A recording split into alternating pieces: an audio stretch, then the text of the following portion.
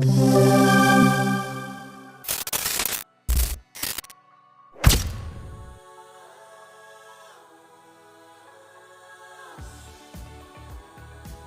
لك ايه، ما تيجي نعمل تدويره الكتف ديت في الجيم بدل ما بنعملها في الفوتوشوب؟ ايه رايك؟ يلا بينا.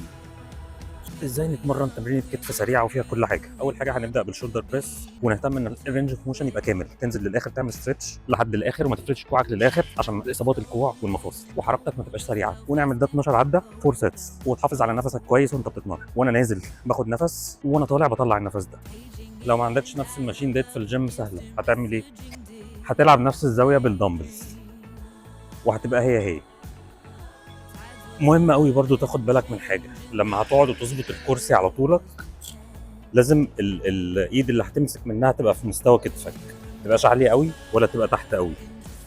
يعني بص، الايد هنا في مستوى كتفي، ولازم التشيست يبقى لفوق، ما تبقاش مقوس ظهرك، وتحافظ على نفسك برضه. يعني التشيست يبقى اب، ما تبقاش محني لقدام ولا قافل كتفك، تبقى فارد جسمك ومحافظ على الفورم بتاعتك، وتلعب الزاويه بتاعتك صح. من الحاجات برضه اللي لازم تاخد بالك منها جدا وقت الراحه ما بين السيتس، وده من دقيقه لدقيقتين على حسب شده الوزن اللي انت بتلعب بيه برضه. لان خلي بالك، وقت راحه قليل ما بين السيتس هتلاقي نفسك مش قادر تشيل اوزان، والعضله مش واخده راحتها في انها تقدر تدي لك اكتر. وقت راحه كبير هتفقد تركيزك، وهتبقى العضله بتبرد منك وما بتاخدش اللي هي عايزه. تاني زاويه هناخد الفرونت ريزز، عشان كده نبقى خلصنا من الكتف الامامي تماما.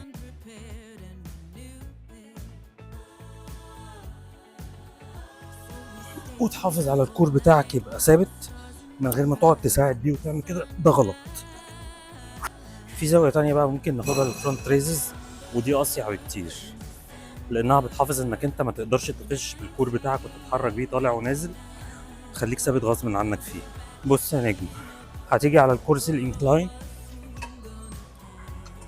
وهتخليه اقل من زاويه 90 شويه، بحيث ان ظهرك ما يبقاش واقف، يبقى لورا سنه. وهتجيب البار، وزن خفيف مش تقيل، وهتمسكه من القبضه اللي هي اوسع من مستوى كتفك سنه صغيره.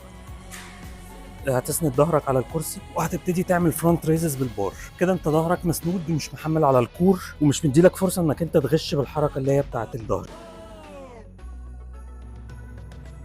وكوعك ثابت، اللي بيتحرك مفصل كتفك اللي فوق. اهم حاجه برضو في الزاويه دي تركز زاويه كوعك مقفوله، يعني معمول لها لوك، ولا بتفتح منك ولا بتقفل، واللي بيتحرك المفصل بتاع الكتف الامامي بس.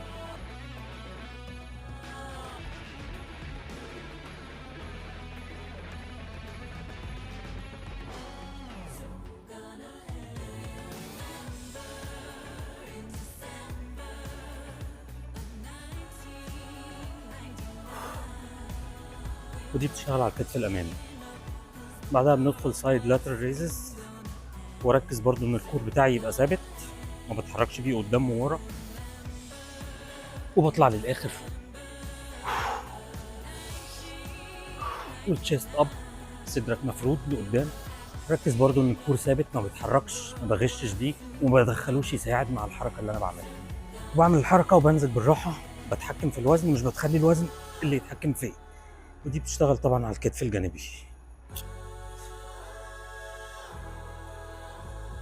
وبعدين بنتنقل للكتف الخلفي. هتفرد ظهرك وانت موطي، ظهرك ما يبقاش متقوس لقدام، ظهرك مفرود. وهتبتدي تتحرك كده بالدمبلز، برضو انت اللي متحكم في الوزن، مش الوزن اللي بيتحكم فيه. ودي بتشتغل على الكتف الخلفي طبعا. اخر حاجه بقى في الكتف الخلفي، والتركايه فيها، انك انت عشان تقدر تحط وزن تقيل من غير ما يشدك معاه، وتقدر تتحكم فيه وانت نازل من غير ما هو يبقى شادد جسمك لانه اتقل من جسمك، هتثبت رجلك هنا في البار بتاع الكيبل، والرجل التانية متنية، وهتشد الكيبل عند اورتك، عند راسك من فوق. لاحظ ان رجليك هي اللي سنداك وعامله لك سبورت.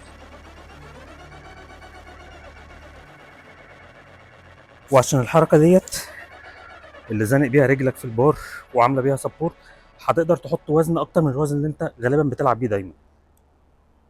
كده احنا خدنا تمرين كتف كامله، والمجموعات انت بتاخدها 4 سيتس لكل زاويه، من 10 ل 12 عد.